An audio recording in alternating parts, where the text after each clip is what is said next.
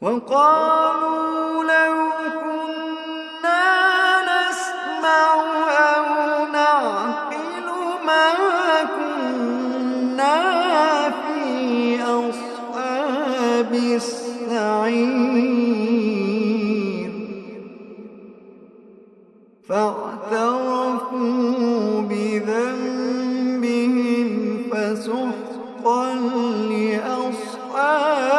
السعير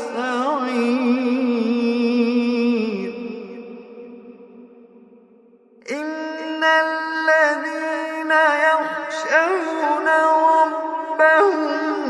بالغيب لهم مغفرة